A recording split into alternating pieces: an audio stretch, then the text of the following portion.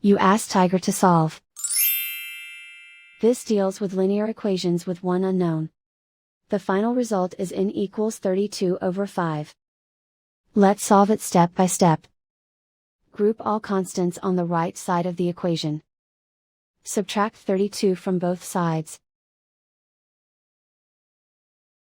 Group like terms.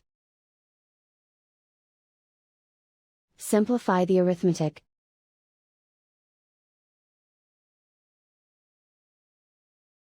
Isolate the n. Divide both sides by -5. Cancel out the negatives.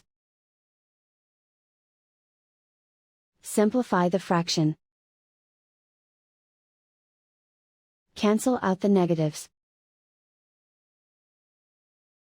And so the final result is n equals 32/5.